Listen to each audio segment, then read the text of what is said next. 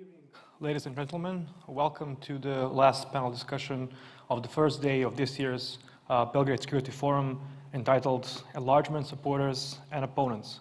What kind of EU are we integrating into? My name is Nikola Borazer. I'm the executive editor of European Western Balkans, and I have the honor of being the moderator of this panel discussion.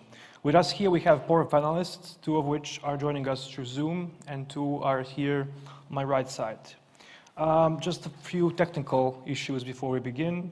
This discussion will be broadcasted on both BSF, YouTube, and Facebook channels. It will last for 1 hour and 15 minutes. We will have 45 minutes of discussion, after which there'll be 30 minutes for Q&A, and those who watch on Zoom can use the Q&A option to ask the questions, while those who are present here in the audience can also use the opportunity to raise their hands and ask the question to any of our panelists.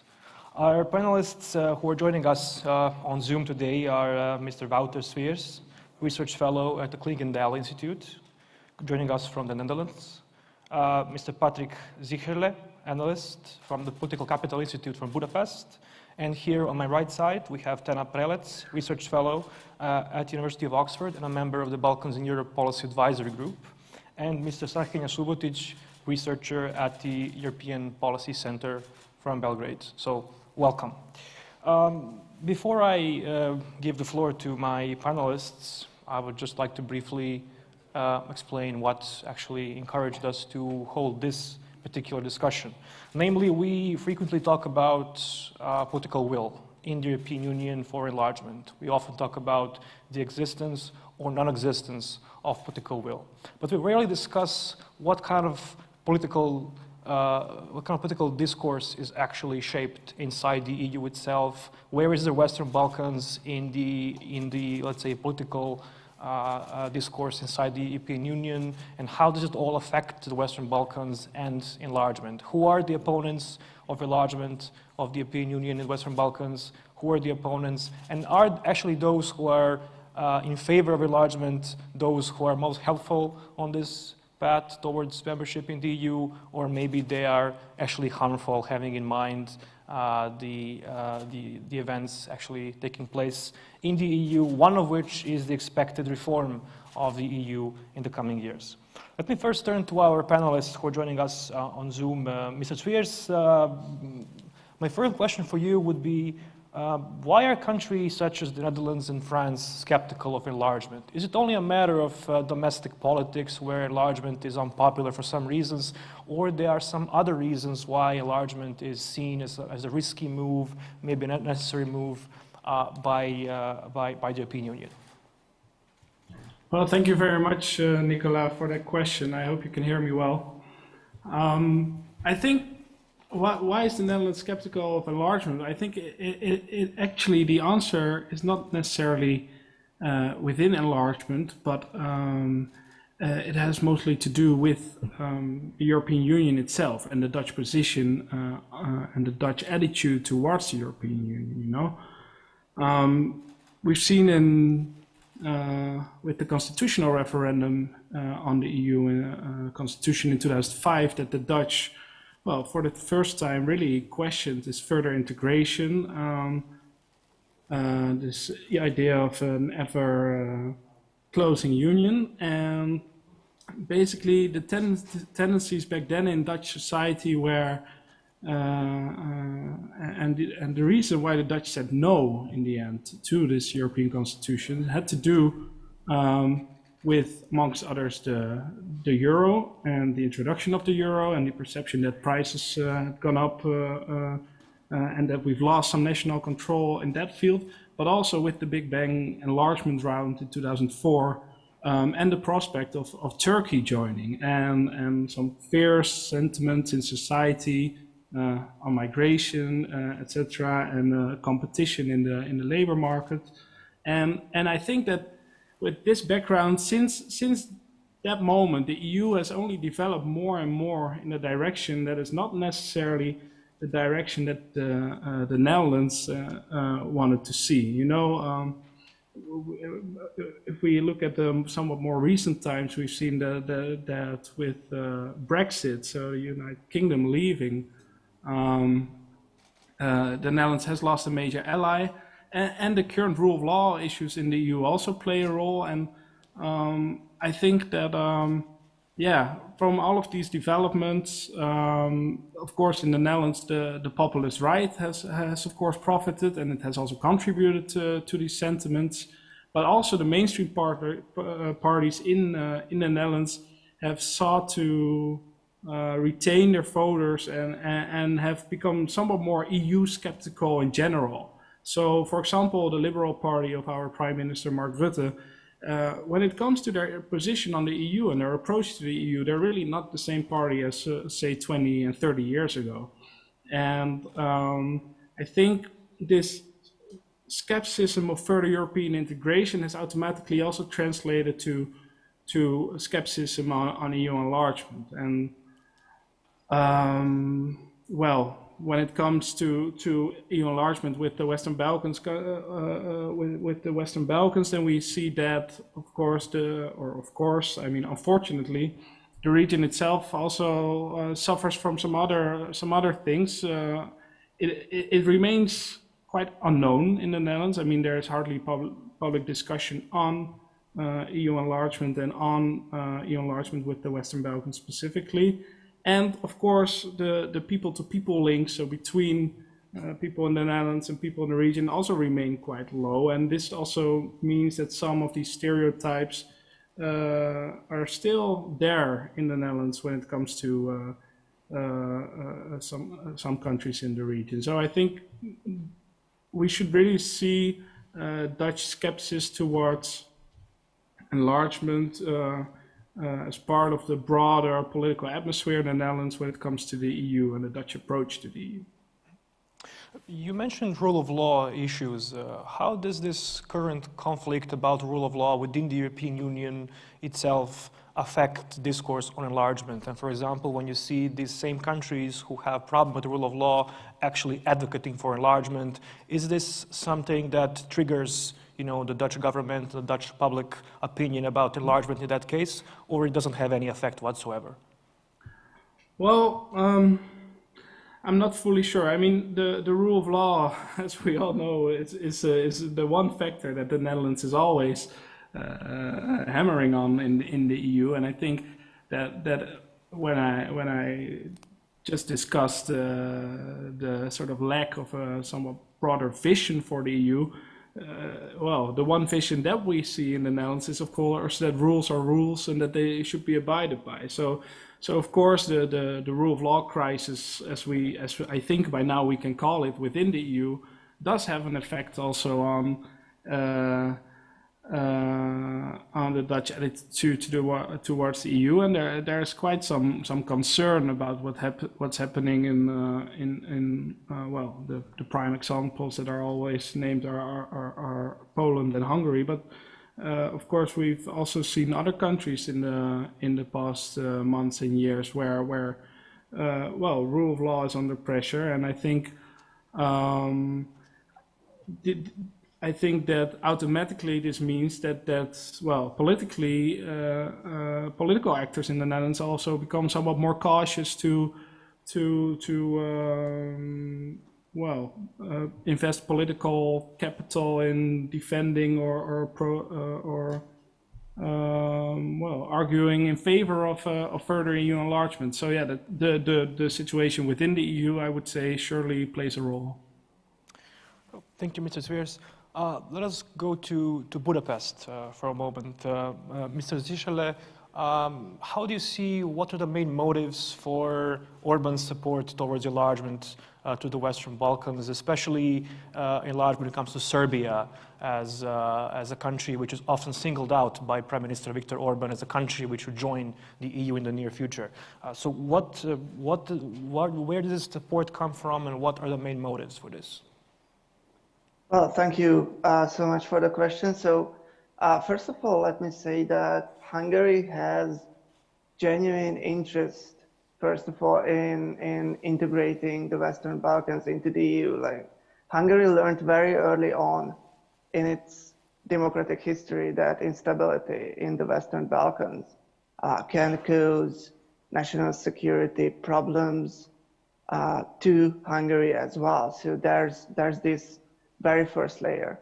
The second layer, I would say, is that Prime Minister Viktor Orban is planning for the long term in terms of building power in Hungary and in terms of being an important actor in the EU as well. And so for domestically, he is cementing himself in power through building his own political system. While on the EU level, he needs allies who can help him on key issues, such as the rule of law. And while, you know, there are already allies to Hungary, primarily Poland, or you could say nowadays Slovenia as well, the more governments there are in the EU who would back Viktor Orban's view, the better it is for him. The more likely it would be that, you know, he would be in a more advantageous negotiating position. And since Serbia is one of the closest allies of Hungary currently in the region, this is why he is consistently singling out Serbia as the country that needs to gain accession as soon as possible. This is why he is, you know, saying constantly that instead of trying to deepening integration, the EU should extend integration to other countries as well. And I mean, I would say that, for instance, if a more pro-Orban government was in place in, for instance, North Macedonia, then that country would also feature very highly on Prime Minister Viktor Orban's list. Although he's not, you know, he's still not against the accession of North Macedonia or Albania to the EU. It's just that Serbia is his key priority right now because of his close relations with President Vučić. Thank you, but does Viktor Orban actually manage to convince anyone about the need to integrate the Western Balkans and Serbia in particular, having in mind Hungary's current status inside the EU in relations with the European Commission and with most... His push in itself could be successful. And I mean, it could even be a sort of hindrance to Serbia's process in a way, because, you know, the image of Prime Minister Viktor Orban's support could, you know, negatively affect the assessment of Serbia in other member states potentially.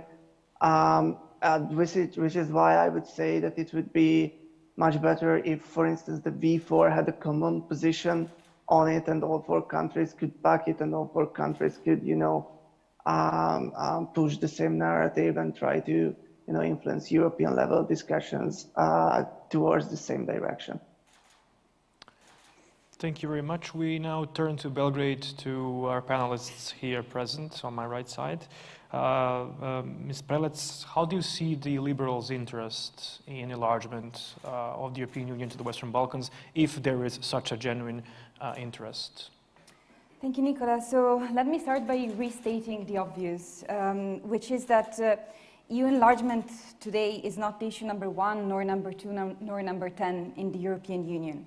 And this situation has brought us to a sense that EU enlargement is so weakened that there is almost the willingness to believe that it's dead. And I'll make an example. Recently there was this Reuters article titling EU no longer agrees on Balkan membership guarantee regarding the Brdo Declaration.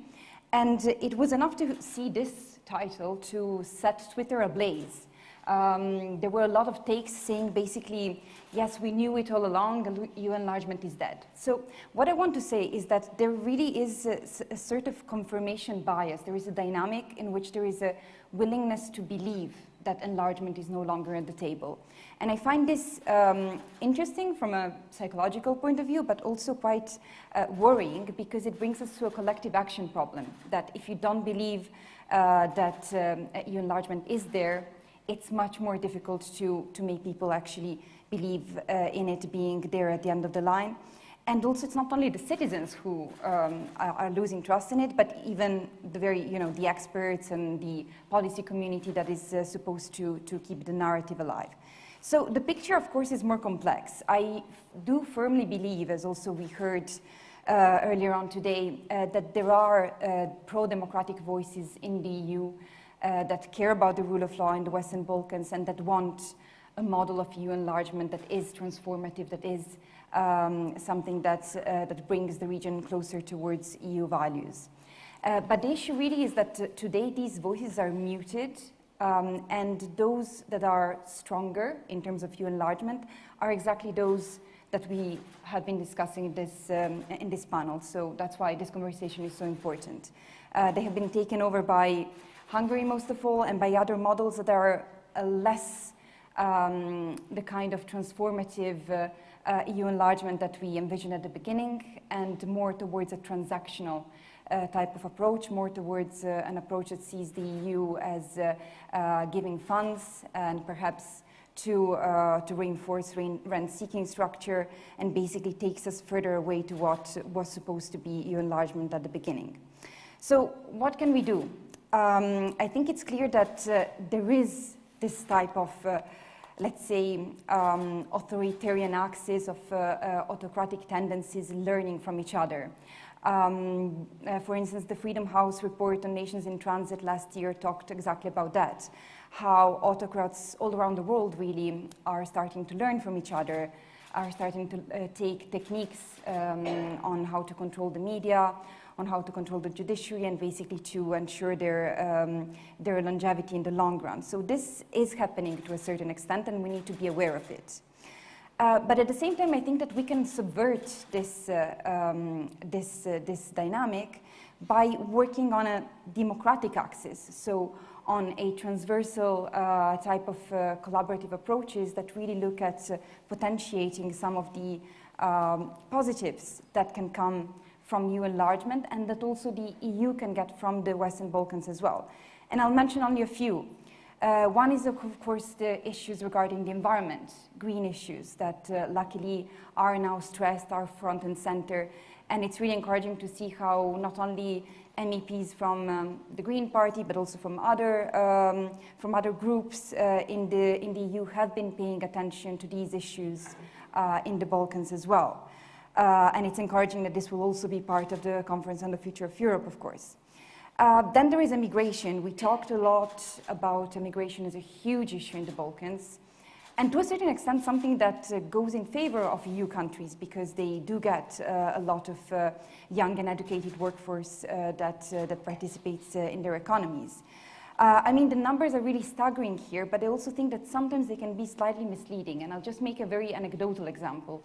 The city where I was born, Rijeka, is also quoted as a city where a lot of people live in this moment. So Croatia is very much part of this dynamic, so that it's not only a Western Balkan dynamic, but also something that concerns EU countries as well.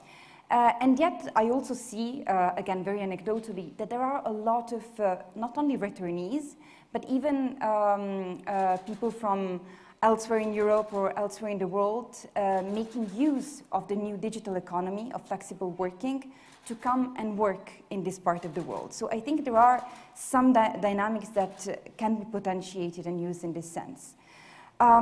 We see that a lot of the issues are similar. I mean, we had the Pandora Papers revelations recently. They have touched EU member states and EU leaders, as well as leaders in the Western Balkans. Investigative journalism is something that is really flourishing in Serbia especially. I mean, especially Krik has made incredible work on this front. And it is something that is leveraging really successfully the collaboration across borders. And so now we know, we have the facts to state how bad the situation is in terms of the rule of law in certain specific issues. We know that the Minister of Finance of Serbia owns 24 apartments in Bulgaria bought through offshore funds. We know the involvement of China in bribing certain public officials in the Balkans. We know about offshore structures set up by the president of Montenegro. So all these things are really useful because they completely bear. They put out there in the open the difficulties and the issues in terms of the rule of law. And really then the ball is in the EU's court to take a stance on these things and to really call a spade, which is super important, to give a message to those parts of the population in the Western Balkans that are pro-European, that want to fight for the rule of law, that they are not alone, and that the vision of EU enlargement is something transformative that looks at the in-depth values is there for them. The EU, I think, can also enhance some mechanisms of conditionality, and I think also that the discourse about what to do to improve the rule of law in Poland and in Hungary, to a certain extent, can be applied to enhance mechanisms of conditionality in the Balkans as well. Specifically, the European Parliament, for instance, has the purview over the monitoring of the IPA funds, budgetary monitoring, and this is something that can be improved for the Western Balkans too. So just to end on a, I think, and I hope, hopeful note, I do also think that very often this issue of collective action, of not seeing a way out, of not seeing hopefulness at the end of the line, it brings us to thinking that authoritarian tendencies are there to stay. And in fact, I'm reading Catherine Belton's excellent book on Russia recently, and it's really eerie how several things resonate a lot. And one element that, that is very, very interesting there, it says that authoritarian regimes are only stable at the appearance. Actually, they're like a pyramid scheme. And the thing is that once you take the first bricks out of the pyramid, they can fall down. And I think that this is something that is needed among the constituencies for change in the Western Balkans that are there, to know that this exists. And I can tell you also something else, that the issue of the European enlargement, of the weakness of it, I think has been to some extent obscuring really the willingness for change that exists in the Western Balkan countries. So recently here in Belgrade there was a meeting of activists from throughout the region that I had the fortune to be part of, the Engaged Democracy Convention. And the interesting thing is that in 2 full days, the word European Union, that this concept, was not really even mentioned. So on the one hand, we go back to the beginning of what we were discussing, that unfortunately the negative is that the dream of the European Union is no longer something that sets hearts ablaze, that is something that, that really is mentioned in a context of change. And yet, on the other hand, I think this is also fully positive, because there is the acknowledgement on the part of the population in the Western Balkans of having to step up on their own in order to defend their democracy. And I think this is something that can be built on. Thank you. You have mentioned Pandora Papers and rule of law issues, and by just looking at these documents, looking at this, all of these controversies surrounding them, one could say that these lines between EU member states and non-EU member states are blurred. You can see similar problems across the board from both in EU member states and here in the Western Balkans. Have we actually joined the EU already in that regard, that we actually have similar problems and that we have probably the same solutions for these problems? And also interesting thing is that if you look at last year's Serbian elections and the discussions about these elections in the European Parliament, you could see a divide between different parliamentary groups based on their stance towards Serbia. So we had EPP on the one side, and you had Greens, Liberals, and Socialists and Democrats on the other side. Have the Western Balkans, in that regard, become a part of the European Union in the sense that there is like a political conflict between different groups in the European Parliament with different forces inside the EU, basically regarding the situation here in Serbia and across the Western Balkans? Have we actually become a part of the EU conflict in that sense? So regarding your first question about these dynamics that were supposed to be similar in the Balkans and elsewhere in terms of the rule of law and problems of corruption, this is absolutely the case. And very often we're used to thinking of corruption as something that happens only in the developing world. But actually, more and more, as you know, these leaks come out, it is really becomes clear how it's part of a dynamic, of a pattern that that links the whole world, and that actually the financial centers that are at the center of it all are in the West themselves. So it is a common problem, and it is one of those issues in which really they can only be tackled if we tackle them together. So this is really one big case in point of why these problems cannot be tackled only within the EU or outside it. There needs to be a transversal type of approach. And about your question on the political groupings, well, yes, I would agree with you. We can see that there is more and more a type of connection between political parties in the Western Balkans and already the political groupings in the European Parliament. And this is positive, definitely, because it shows a way forward. It shows that, that there is the ambition of them becoming part of that family at a certain point. I think, however, there is also the acknowledgement that the political groupings need to be braver in calling out the issues of the parties that are affiliated to them in the Balkans when that happens. We can only remember about the instance of Northern Macedonia's, of VMRO's membership of the EPP as one among many, when a political grouping should have been braver in stating things outright. And I hope that this is a lesson that is slowly being learned, and that political groupings are going to be more active on that front, because again, this would be a very good message for those actors in the Balkans that have these issues in their heart. Thank you. Mr. Subotic, looking from Belgrade, from Serbia, how do you see the support coming to Serbia from these illiberal regimes inside the European Union? What does it mean for Serbia? What effect it has here, first looking at Serbia proper, and then on its EU accession prospects? Thank you. First of all, I'd like to say that when people say that there is a lack of clear political will from the EU to integrate the Western Balkans into the Union itself, I would like to say that I'm against using this terminology, as it clearly simplifies the complexity of the enlargement process and the reasons why some member states support the entire process. In that regard, I do believe that we can be a little bit optimistic based on the latest declaration that we've seen from Brdo. In this declaration, if compared, for example, with the Zagreb declaration from last year, we can see for the first time that enlargement is being mentioned as a term, as a phrase, that the EU member states support enlargement.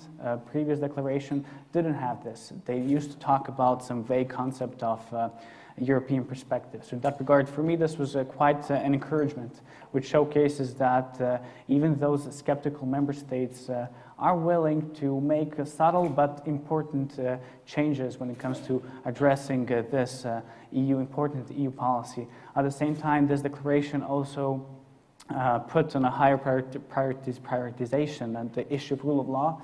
It tackled this issue in Article 2. Previously, it has done in Zagreb Declaration, Article 7.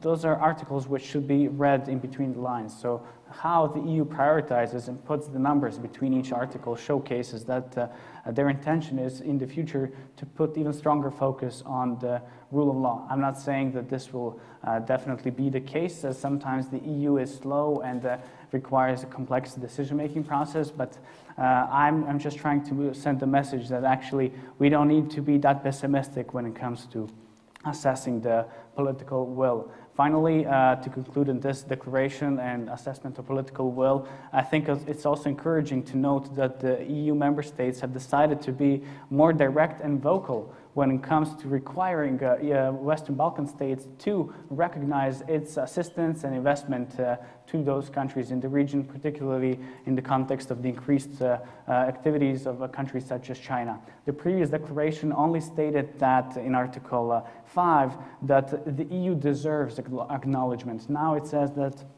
the Western Balkans are required to recognize EU's assistance. So for me, this sends a subtle message that the EU we might expect the EU to be more vocal and more assertive when it comes to actually addressing the enlargement policy. When it comes to your question to the support of illiberal democracies, of course, as I've studied my MA in Budapest at the Central European University, I can also personally say that the fact an illiberal democracy such as Hungary strongly supports Serbia on its path to the EU is actually, to Serbia's reputation, actually counterproductive. And it does a disservice to Serbia in two ways. First, it creates an illusion that we are ready. Hungary is always the one saying how Serbia should be let into the EU right away, that it has fulfilled the conditions, and that any prolongation will actually damage the entire process. Even though personally I'd love to see Serbia well reformed in the EU right away, but the fact is we're not reformed. So the fact that Hungary is pushing this narrative is actually, as I mentioned, creating an illusion that we are ready. This gives external legitimacy to a regime in Serbia, which has been assessed by the European Commission also in the Western Balkans as having elements of state capture. So for me, this is the first element of doing how a support and an unconditional support to countries in the Western Balkans can actually create a disservice. Secondly, this increases fear among member states that even if they let in Serbia and other Western Balkan countries join the EU, they might fear that they might need to return the favor to Hungary, that they might join the club of illiberal democracies. So in that regard, those fears are legitimate, as Serbian government and some other governments in the region are actually not showing credible commitment to tackle the issue when it comes to state capture. In that regard, however, I believe we as civil society can offer a way for those EU member states who prioritize rule of law, but also see Serbia and other Western Balkan countries as future members. We offer solution, and we talk about the idea or model of a staged accession. This idea argues that Western Balkan countries should be given gradual access to EU institutions, but also EU structural funds. This way, the governments of the region can be incentivized to further commit to reforms. I should mention that we are not idealistic here. Maybe even this model wouldn't work for Serbia, but it might work, for example, for North Macedonia or Montenegro or Albania. So in that regard, we do try to find some solutions which might take care of the concern of the EU that the Western Balkan countries as future member EU states might misuse veto power to entrench the idea of illiberal democracies, because our staged accession model actually sees the ability to have veto rights on certain matters, but also to have a commissioner is put at the end of the process. Reaching the end of the process might take a couple of decades even. So in that regard, we foresee the ability for the EU to grant membership to the Western Balkan countries, of course under stringent conditions and better and detailed and quantifiable methodology when it comes to assessing the level of rule of law reforms. So by giving membership rights to Western Balkan states, as I mentioned, without giving them veto rights, I think this is how we can address the fears of member states that Serbia and other countries might follow Hungary's path. At the same time, we envision for those member states to have an improved reversibility system by including a clause in the new accession treaty in the future that would foresee having a QMV voting system when it comes to reversing the rights within the stage or from one stage to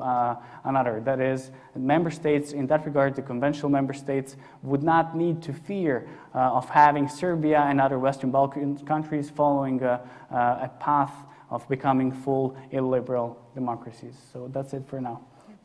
But having in mind what you said, that basically this kind of support could be even detrimental for Serbia's EU accession prospects, but also that Serbia is actually quite slow in implementing the necessary reforms.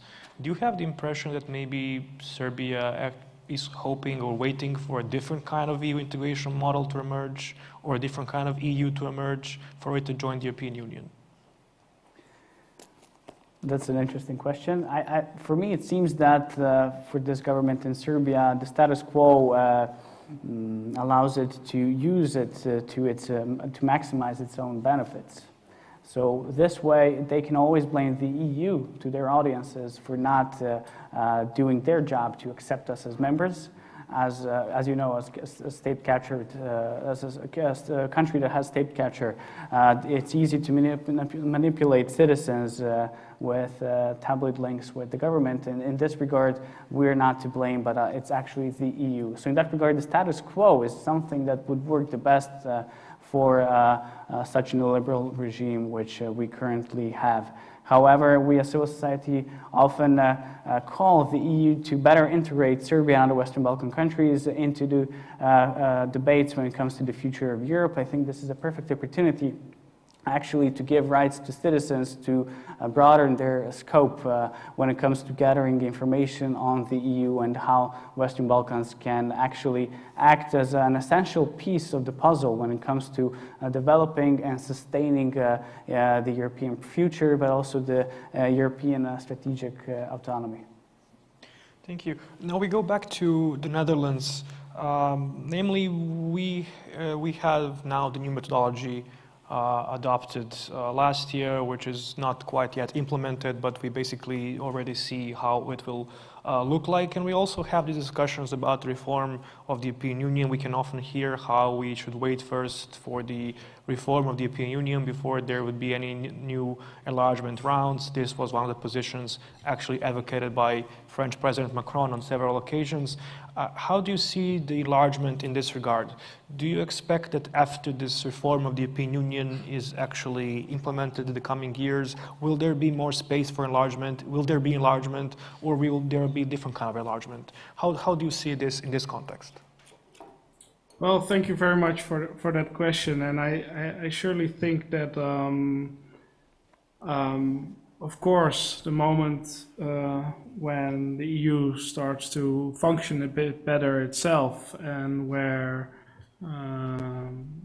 polarization between member states is going down instead of going up, that at some point this also paves the way again to, or at least creates some more mental space for politicians to take a somewhat more constructive approach to enlargement. And indeed, in France, this link has been made very clearly, also with the blockade of the opening of accession negotiations of North Macedonia and Albania in 2019.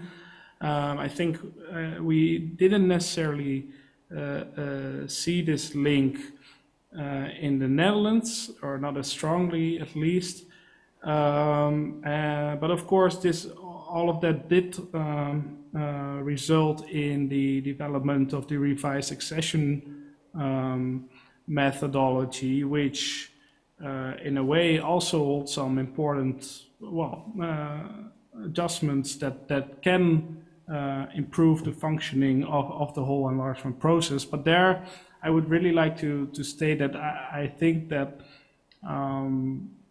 the process as such, it can be improved gradually again, also in the next years, as it has been gradually improving in the past decade. So the methodology has been adjusted and adjusted, and yet this has not necessarily affected the effectiveness of the whole EU enlargement process in a positive way. So this is where we then again come to the issue of political will, and as Strahinja rightfully said, the issue of discussing enlargement merely in the context of political will is surely too much of a simplification, but things will need to change in other, not only in the methodology, but also in different fields. And I think that indeed, as you mentioned in your question, that if some reforms within the EU pay off, and if the reform itself starts to function a bit better, that then, of course, this will also have a positive effect on enlargement. And maybe shortly like to respond to Strahinja, because I think it speaks very much for you, Strahinja, as a person, that you have identified actually some positive points also in the declaration following the Slovenian EU Western Balkans summit. And I'm personally somewhat more skeptical whether the declaration did more good or whether it actually did more harm. And I think indeed there have been some slight changes, and it's very good that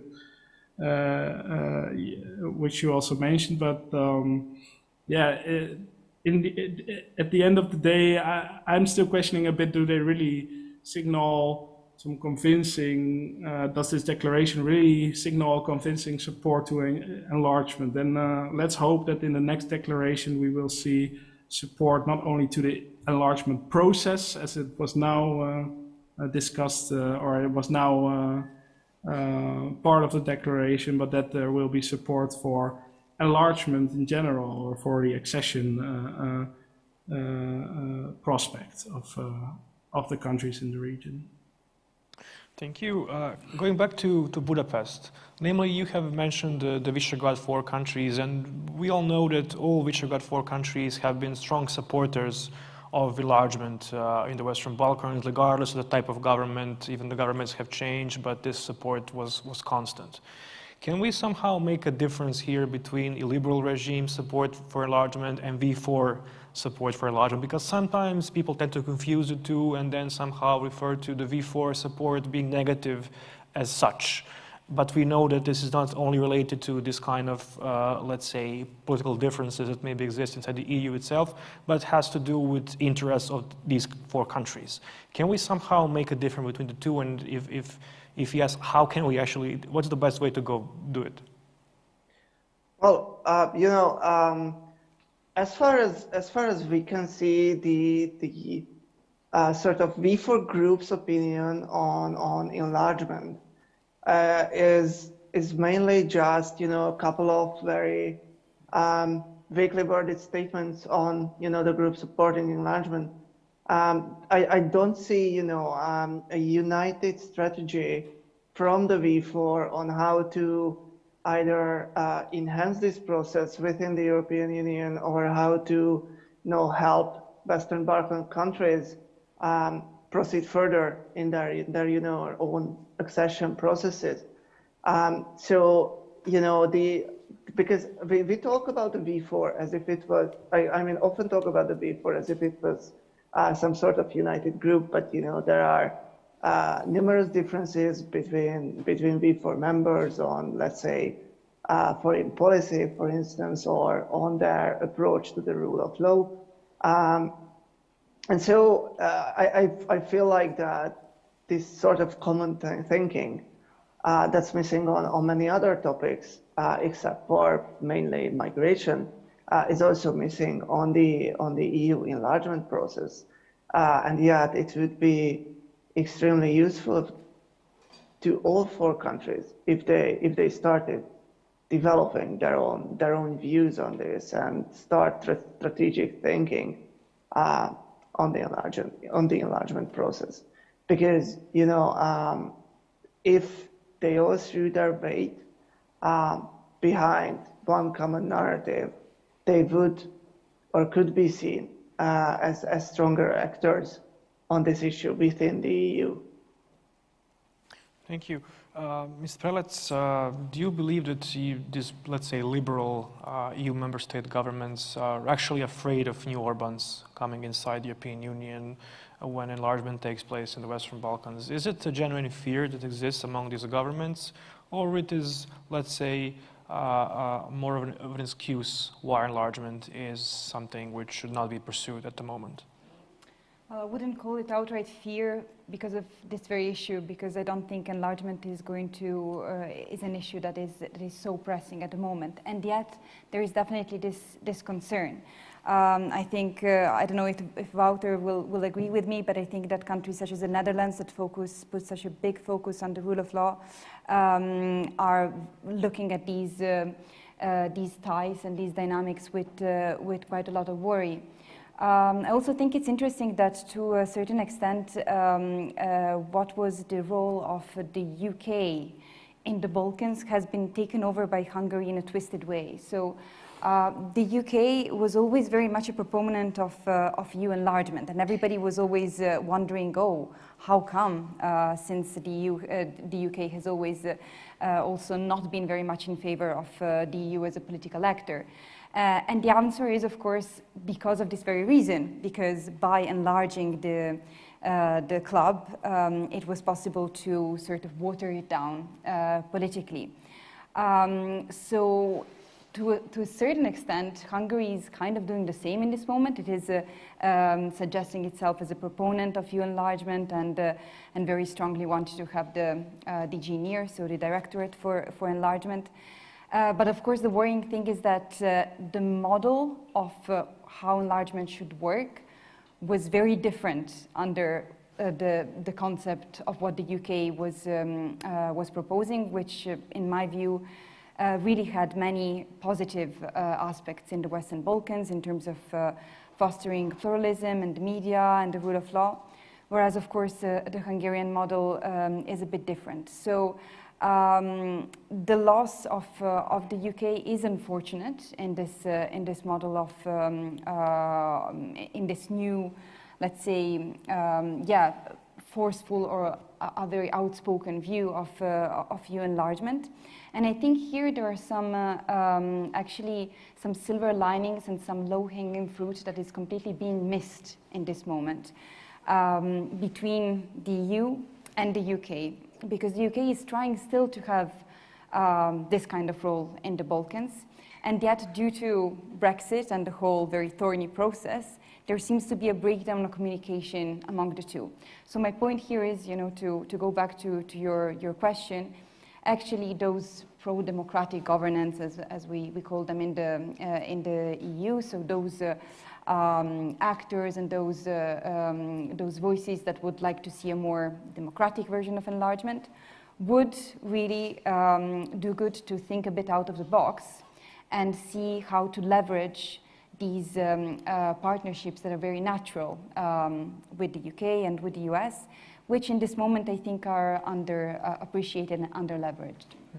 I have to be cynical here, but we have the European Commission and we have some member states who are, let's say, waging a war in favor of rule of law inside the European Union against some other member states. And then we have this very same Commission and these very same member states who are lenient and who are not, who are actually tolerant of clear breaches of rule of law in the Western Balkans, and they're encouraging these countries that they're saying that everything is quite good, that they will become members in the near future, even promising dates, etc., etc.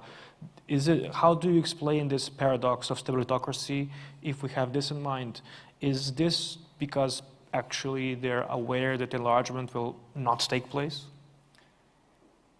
So I don't see it as a paradox. It's simply a reflection of how multifaceted the European Union is and of how many conflicts within the EU there are. So very often we take it as a monolith. We take it as the voice of the EU is this or the voice of the EU is that.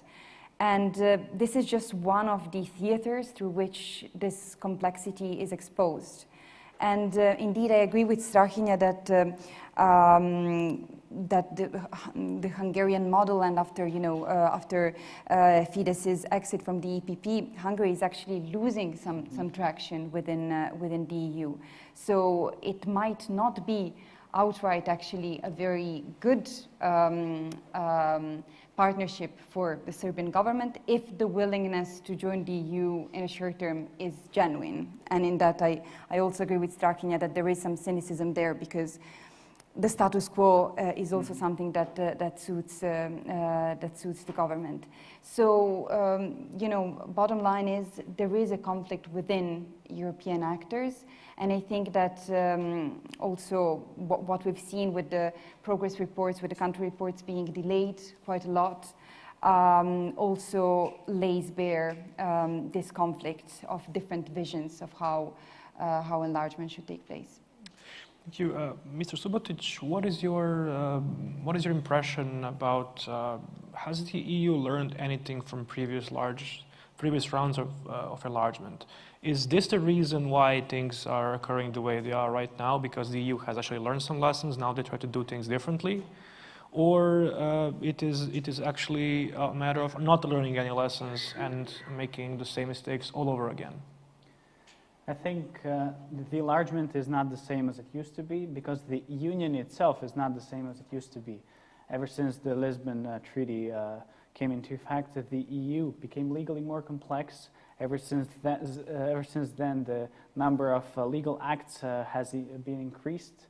So Western Balkan states have more work to do from the legal standpoint when it comes to adopting legal acts, but also or acquis and implementing them as well.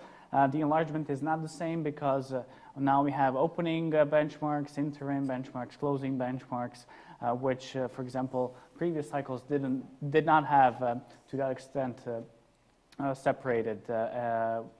Finally, thirdly, the concept of liberal democracy didn't, for example, exist in 2004. So now this fear, I think, is very legitimate, and that's why this enlargement has new concerns which didn't bother the previous cycles. And finally, the presence of foreign actors. Before, you didn't have any acceding country kissing a Chinese flag or hugging Russian oligarchs and so on. So in that regard, the Western Balkans, or particularly Serbia, makes the whole process more complex than it is needed. So in that regard, there's a lot of work to be done. I do understand the levels of skepticism in the EU, in some EU member states actually, but as I mentioned previously, we as civil society are the ones who are actually able to provide alternative solutions which can actually at the same time address the concerns but also accelerate or assist the rule of law implementation. Thank you. I would like to open the floor for questions now, as we are into our last 30 minutes. First, of course, if there are any raised hands here in the room. Let me give you, okay, there is one, I see one. Just please introduce yourself and direct the question to whoever you desire. Hi everyone, my name is Bojan Alek, Belgrade Center for Security Policy. So you were mostly talking about this kind of conflict between illiberal democracies and liberal ones. So, and then I think Tena mentioned that we cannot observe European Union in the vacuum. So we should also, there are some issues that we should take a step back and take a look at a bigger picture. So I wanted to bring in this bigger picture and ask you, what do you think that this transatlantic partnership, because the President Biden's administration now in December will convene this Summit for Democracy, where he intends to gather global leaders from all around the world, and then they aim to make some commitments along the lines of strengthening or fighting authoritarianism, tackling corruption, improving respect for human rights, and then to follow-up meeting next year where the leaders will gather again and then see what they did against those commitments. So what do you, any of the panelists, what are your thoughts on how can this transatlantic partnership be used to, because we have this illiberal axis, maybe we can call this liberal allies, what they can do and how this can help Europe, but also the Western Balkans in democratization efforts. This was directed to Tena, if I'm not mistaken, or all panelists. Very good point. Thank you, Bojan. I think that the US really has showed some very remarkable willingness to tackle thorny topics lately, and the elevation of corruption, especially grand corruption, kleptocracy, to a national security concern is something that is to be welcomed. And I do hope that that the European Union will step up its game as well in that sense. There are mechanisms that are already there that can be enhanced. For instance, the Magnitsky laws and sanctions against people who not only commit human rights but including corruption also within this spectrum. And I completely agree with you that it is a further partnership that needs to be leveraged. I mean, we've seen it time and again in the Balkans that really when the US has an active role, it can have a very positive one, and that things get unblocked when there is this partnership of the US and the EU acting together. I mean, one instance is the solution of the crisis in North Macedonia in 2015 to 2017. It's only one of the examples. I hear recently that there is also willingness from the US. I'm not sure. I mean, this is not confirmed, but I hear that there is investment in Montenegro, that they're building a new embassy. So I will watch that very closely, because I think that will be a very interesting angle, a very, very interesting country where the US and the EU together could prove, if they're really serious about it, that they can tackle ground corruption together, since there are some openings in terms of actors in Montenegrin politics in this moment who want to make strides against corruption there. Sorry, please. Just briefly, I find it encouraging that and I expect, or I hope actually, US and EU to continue working together when it comes to the Western Balkans. They've recently issued a joint statement. I think it's a welcome step forward. Previously, we've seen how when there is a lack of synergy between partners across the Atlantic, how things can get out of control, that ideas of ethnic borders and border swap can somehow find their place on the agenda of policymakers, and take time of stakeholders to discuss these potentially counterproductive ideas. Here I'm clearly referring to Trump administration's indirect endorsement of this idea, and the difficulty of the EU to act as a credible actor during Trump's administration. So in that regard, I think it would be definitely a positive step forward if the US and the EU were to have stronger synergy when it comes to the Western Balkans. And one more thing, when it comes to the issue of illiberal democracies, I mean, I've been listening carefully to all the panelists, and this has inspired me actually to state the following. I think we should maybe stop using the term illiberal democracy, because democracy isn't, a regime shouldn't be considered to be a democracy if it has no rule of law, or if it has a regime which can arbitrarily shut down universities, highly prestigious universities, and thus impact the very essence of democracy, that is actually allowing people to gather knowledge, to share knowledge, and actually to come up with ideas. So instead, we should call those regimes as hybrid regimes, as Freedom House, I think, rightfully called them. And in that regard, this is the key phenomenon we should jointly tackle in the future. Thank you. Do our Zoom panelists desire to answer this question as well?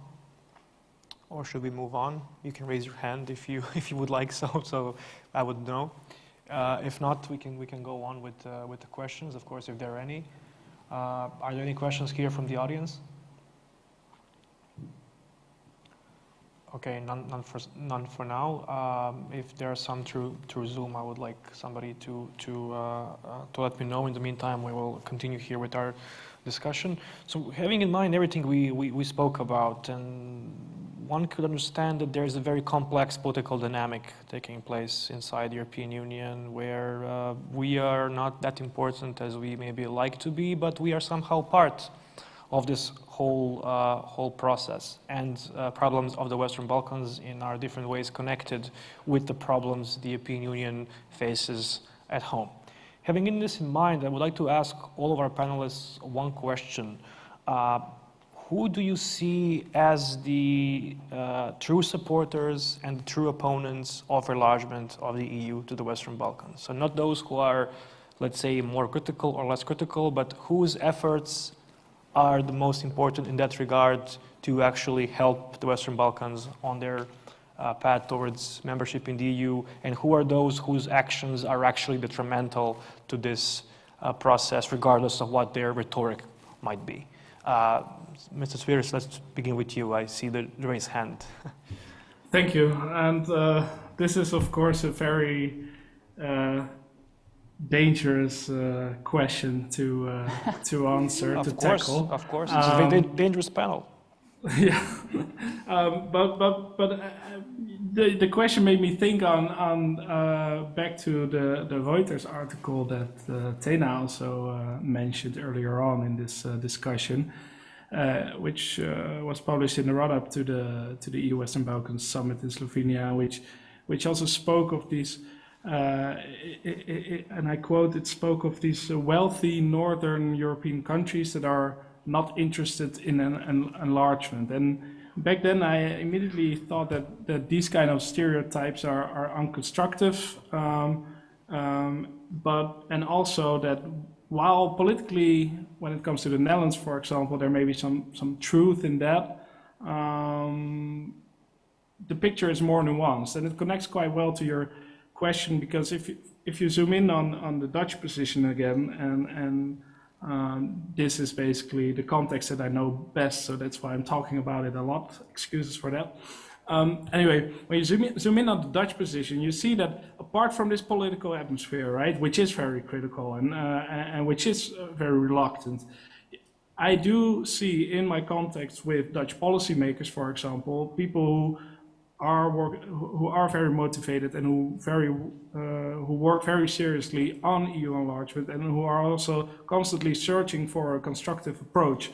And I see that the Dutch embassies, for example, they do run some programs related to media freedom, rule of law, other things that also intend to bring the countries in the region closer to meeting these criteria with which the Netherlands is so obsessed. So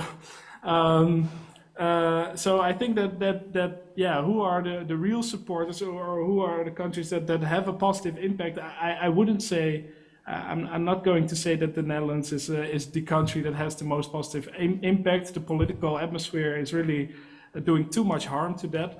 But at the same time, it's good to realize that also more skeptical countries like the Netherlands can also at the same time have a positive impact, and that I think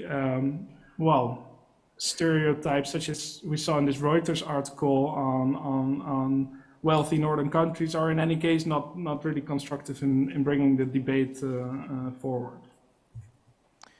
Thank you. Back to Budapest, Mr. Sischerle, the same question for you.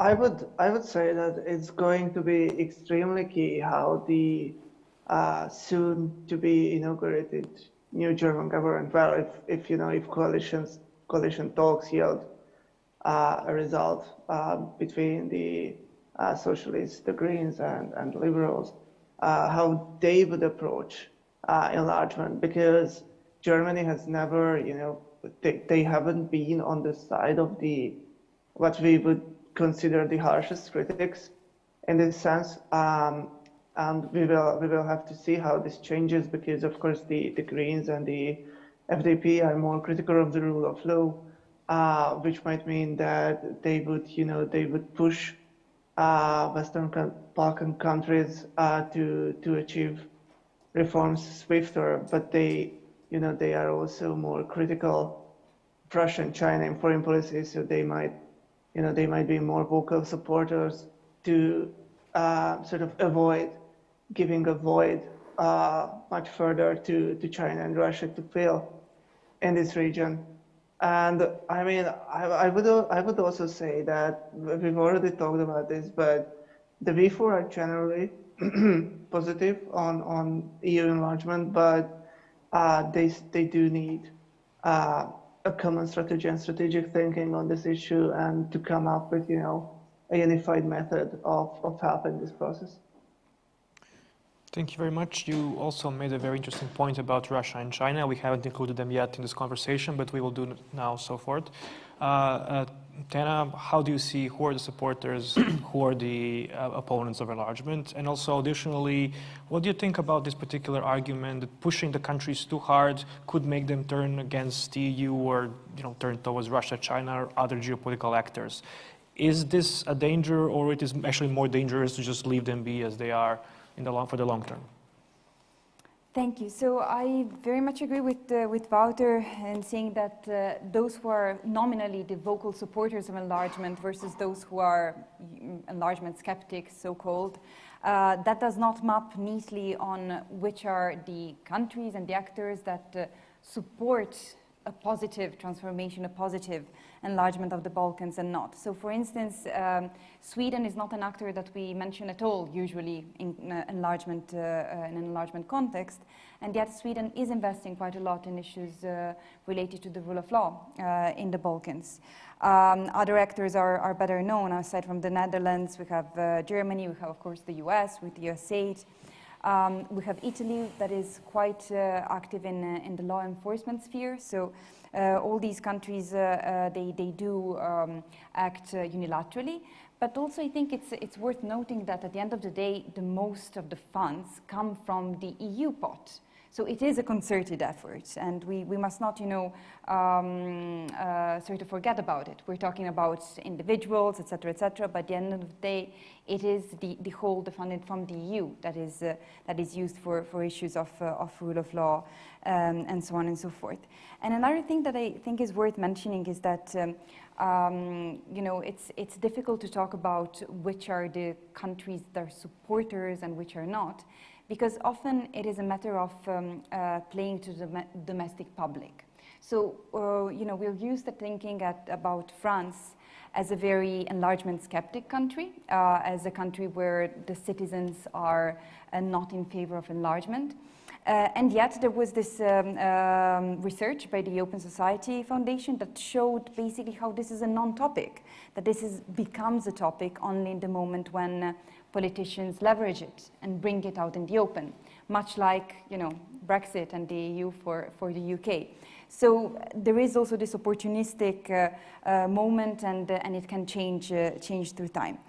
About Russia and China, results from our BEPAG Ipsos survey lately show that very strongly in all the countries of the Western Balkans, there is much more support for the EU rather than for other actors, including Russia and China.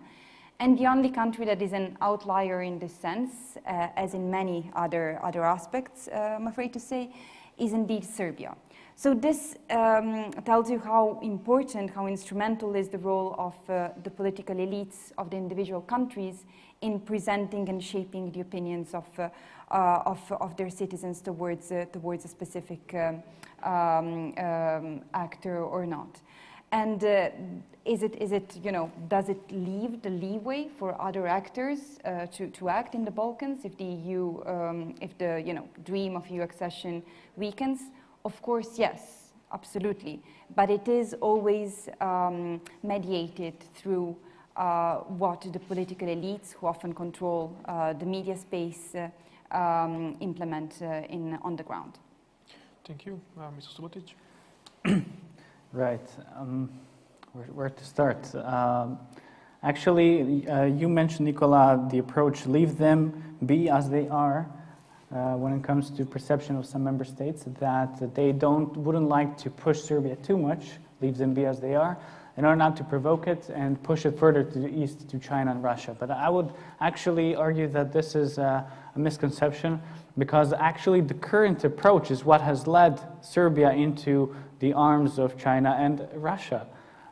This current regime has led to a formation of something we in civil society call a stabilitocracy. So the idea that the current approach, leave them be as they are, will actually prevent Serbia from having closer ties to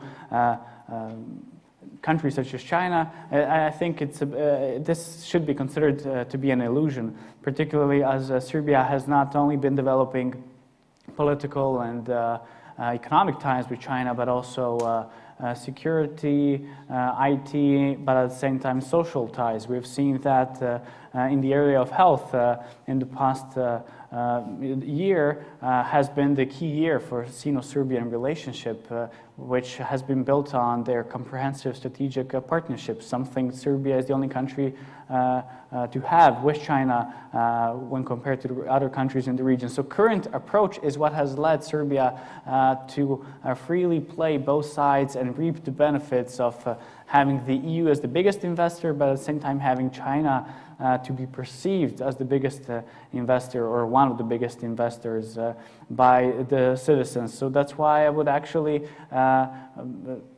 call EU member states to follow up on the Brno Declaration. In it, as I previously mentioned, they've said that they will require Serbia to state the obvious, that the EU is actually the biggest donor, investor, and so on. In order for this not to remain an empty words, the EU should be more courageous and use this its position to actually leverage Serbia. So in that regard, the current approach, I'm not optimistic about it if it remains in place when it comes to preventing Serbia from embracing the East. And lastly, when it comes to enlargement, I think it's the most dangerous when it comes to member states is putting vetoes on those countries which actually deserve and have credible track records. Here I'm referring to a poster child of the region, which is North Macedonia. This clearly sends a message to Belgrade, for example, that even if Belgrade were to reach a comprehensive legal agreement, a normalization agreement with Pristina, that it still wouldn't potentially make steps forward. So misusing vetoes in this way actually damages not only the enlargement process, its legitimacy and credibility, but it damages the idea of European project as well. So this is not anymore, it should not be anymore considered to be an issue of bilateral concern. This is an issue that is concerning the entire European continent, because by preventing the region from making steps forward, one is preventing the entire continent from being completed and from having a European strategic autonomy. So definitely we as civil society should also take away the relationship between Bulgaria and North Macedonia from the discourse of being it a bilateral issue, but actually it being an issue of continental importance. Thank you. Thank you for your answer. Do we have more questions from the audience or from Zoom? Okay, none. So at the moment, we still have a couple of minutes left. I wanted to ask Mrs. Sichele about one thing that we have mentioned here during this panel. Namely, there was a lot of criticism about Commissioner Varhelyi, about his actions and about his attempts to somehow present Serbia in a more positive light, and therefore that he somehow pushes Orban's own agenda. How do you see his efforts and his actions? Is he representing the European Commission, so the European Union, or is he representing Viktor Orban and his own political interests? What is your impression about this? My impression is that, well, Commissioner Varhelyi was an Orban loyalist before becoming commissioner.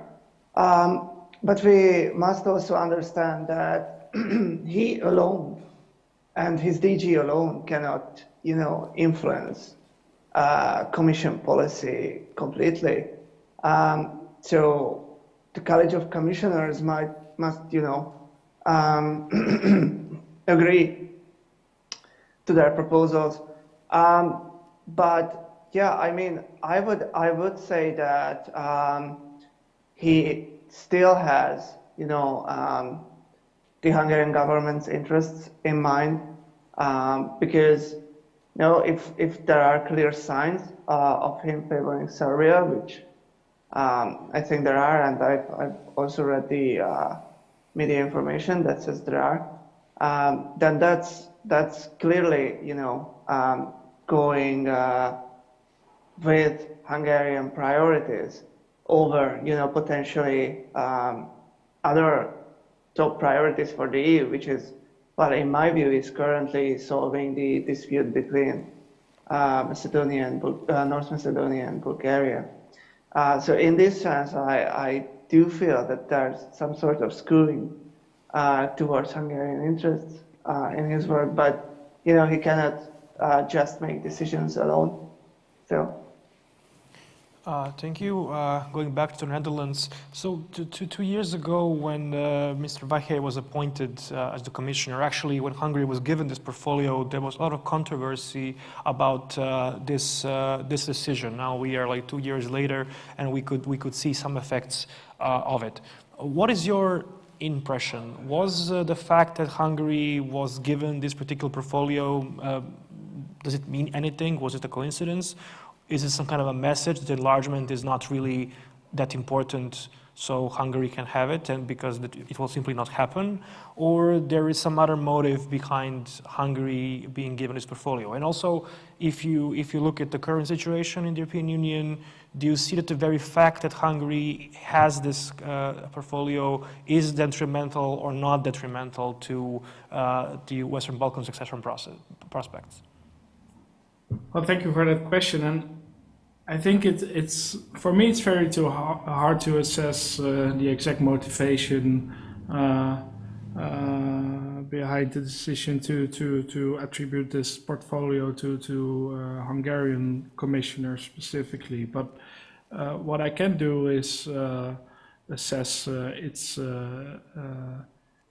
effects of that, and also to raise a more general question that is behind all of this, and that's whether the European Commission itself can be regarded as a neutral actor, so to say, in the enlargement process, which I think through its through its enlargement packages over the past year, so through the country reports, it has shown that it is not always a neutral actor, and the side effect of that is that member states,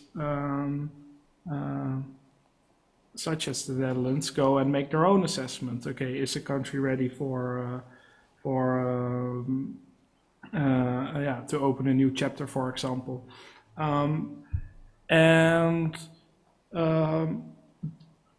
that in turn again has an effect on the whole process and credibility of the process as a whole, because then you create a situation in which the Commission comes up with an assessment of, for example, progress on the rule of law in Serbia. This is what we've discussed already a couple of times during this conversation, and then the moment after, given that this assessment is made in an atmosphere in which, there are some legitimate questions on whether the Commission is a neutral actor, then it's not a surprise that member states come up with their own assessment. And this, of course, leads to a lot of misunderstanding, I would say, in the region, where people then say, well, we are ready to open a chapter. Why are certain member states blocking that? And in some fields they may be very right in that. I mean, but overall, I think the question whether the Commission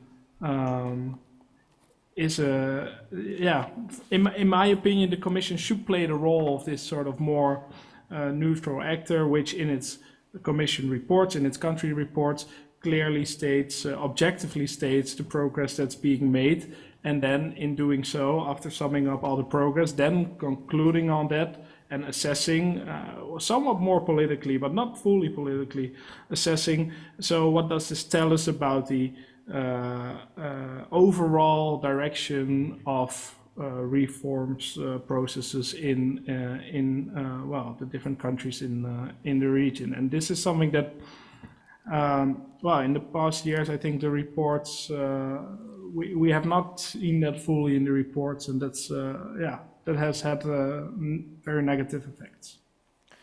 Thank you very much. We have a couple of minutes left. If there are no questions, I will conclude with additional questions to my panelists here present in Belgrade. So there are a couple of issues I think we should maybe clarify just a little bit in these couple of minutes we have left. So Tena, we have talked about political groupings. So we have, I would say, dedicated a large part of the discussion to member states, their own interests and connections to the region.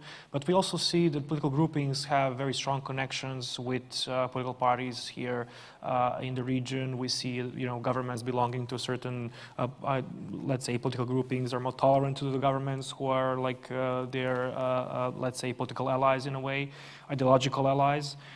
Why do you think we see these connections? Why does it matter, for example, for a government in Germany or France to have their, let's say, ideological allies in power and then be tolerant towards them or not tolerant towards them. What do you think drives this particular connection and you know, basically favoring ideological allies? Having in mind that the Western Balkan countries are very far from membership, so it is quite impossible to imagine them, you know, having MEPs in the parliament in the next 5-10 years, perhaps. Yeah, that's a good question, but I think to a certain extent it's self-understandable. I mean, political groupings are important for the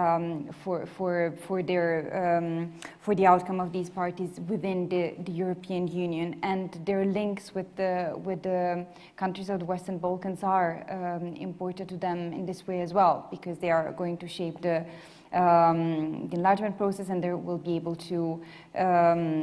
At least to a certain extent, influence what is going on there. I think that it is more, you know, interesting and to think about what can be done to counter these tendencies. So the tendencies of the political groupings to sort of stick for the team, which is a problem not only, of course, of the political groupings in the European Parliament towards their affiliates in the Balkans, but also towards their affiliates within the European Union itself. Many times we have mentioned the issue of, for instance, GERB in Bulgaria, and how come the EPP does not take a more forceful position on that in terms of rule of law in Bulgaria. But also, similarly, we can see instances in the other political groupings too. And I think this is very difficult to change. So I know that the European Parliament itself and that the people within the European Parliament are trying to find a better way to use mechanisms in their power in the European, in EU enlargement. The issue of the political groupings, it is an eminently political issue. So the only way that I can see this working is if they take ownership themselves. And to do that, perhaps I could see, I mean, this is really thinking out of the box, because I don't think this exists as a proposal anywhere. But I do think they would need something like a code of conduct and to be really accountable also to their peers, to have a bottom-up approach to how they behave and what are the limits towards which they can go. So again, I mean, this is an issue that is difficult to solve, but I do think it is a very, very important one going forward, because their voice is then interpreted as the voice of the EU, which again takes us, you know, to square one to all the issues of the weakness of the EU pool that we have been discussing during this conversation. Thank you very much. Last question for Strahinja. Namely, you have mentioned Russia and China as obviously important actors when it comes to EU enlargement in the Western Balkans, willingly or unwillingly.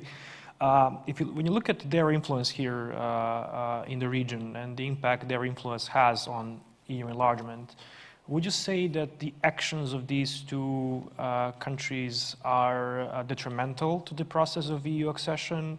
Or it is more a matter of governments in the region perhaps using these connections, you know, in their own interest to push forward the EU accession, or maybe to jeopardize it? So my idea is that it's actually the government of Serbia who is using the willingness of external actors to come to the region, to use them to their own interests. So when I talk to my peers from the EU, I'm telling them that it's not China who is forcing Serbia's hand to do something. It's not Russia who is pressuring Serbia to act against the EU. It's our internal way of behavior. I think Tana mentioned transactional way of seeing the EU.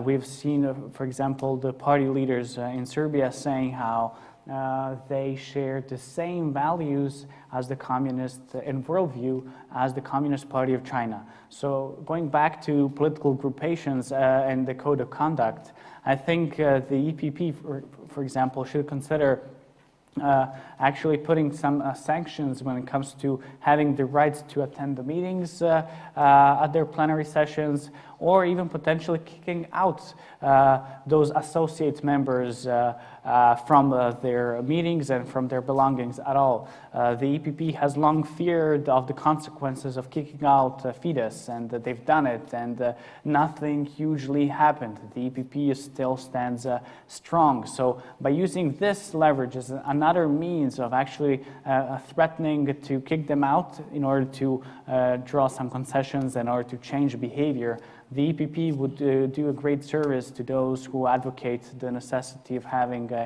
strong ruling parties who can actually, who can strongly actually dedicate themselves to the idea of rule of law, while also not hugging the actors such as China, who are actually definitely not identical, do not have identical or similar views when it comes to worldview, when comparing how Europeans see it and how the Chinese government sees it. So it's about symbolism, it's about sending the message to people, and it's about politics as well. So by considering all of these elements, the EU has a lot to think about in the future. Previously, we mentioned that the EU is not the same as it used to be. So hopefully, when it comes to next elections, I think in 2024. Hopefully, I invite the voter to advocate in The Hague for the Dutch to have actually the Commissioner for Enlargement. I think this would send an excellent message that enlargement is strongly prioritized, that the rule of law is prioritized, and that